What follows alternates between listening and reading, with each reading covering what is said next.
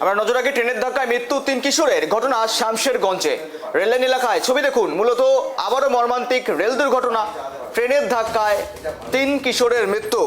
3 জনের মৃত্যুতে শোকে স্তব্ধ নতুন শিবনগর এলাকা। মুর্শিদাবাদের শামশেরগঞ্জের ছবি। নতুন শিবনগর এলাকায় মর্মান্তিক রেল দুর্ঘটনা। প্রাণ হারালো 3 কিশোর। মৃত কিশোরদের নাম জিসান শেখ, আরিয়ান শেখ এবং রিয়াদ শেখ। প্রত্যক্ষদর্শী জানাচ্ছেন, এদিন 3 কিশোর রেল লাইনের পাশে খেলছিল। হঠাৎ সে সময় একটি দ্রুতগামী ট্রেন চলে আসে। ট্রেনটি এতটাই কাছে এসে পড়ে যে তারা সরে যাওয়ার সুযোগ পর্যন্ত পায়নি। আর সেখানেই মৃত্যু স্পটেই 3 জন কিশোরের। আরো কথা বলবো, আপডেট নেব। সঙ্গে রয়েছে প্রতিনিধি সাগর।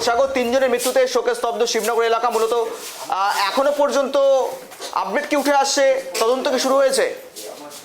একদিন গৌরব, তোমাকে জানা রাখি আজ দুপুরবেলায় 3 কিশোর যে শিবনগর যে এলাকা আছে শামশেরগঞ্জ থানার অন্তর্গত, সেই রেল লাইন যে নিমতিতা ট্রেন রেল স্টেশনের পাশে এবং সেই শিবনগর এলাকা যে রেল লাইন গেছে, সেই রেল লাইনের মধ্যে কিন্তু 3 কিশোর খেলছিল এবং সেই খেলার অবস্থা যখন তারা খেলছে তখন কিন্তু হঠাৎ ট্রেন চলে আসে এবং তাদের ট্রেনের ধাক্কাতে কিন্তু সেই তিন জনেরই কিন্তু মৃত্যু হয়, এমনটা কিন্তু জানতে পারছে। তারপরে কিন্তু শামশেরগঞ্জ থানার পুলিশকে খবর দেওয়া হলে পরে ফারাক্কার যে এসডিপিও এবং শামশেরগঞ্জ থানার পুলিশ গিয়ে তাদেরকে বডি উদ্ধার করে এবং তাদেরকে কিন্তু ময়নাতদন্তের জন্য পাঠায়। তবে যেই এলাকা যেখানে খেলা চলছিল সেই এলাকায় কিন্তু কোনো রকম কোনো ব্যারিকেড না থাকার জন্য কিন্তু এরকমটা দুর্ঘটনা হচ্ছে, এমনটা কিন্তু জানা যায়। তবে শিশুরা খেলছিল সেই অবস্থায় কিন্তু ট্রেনের ধাক্কা লেগেছে।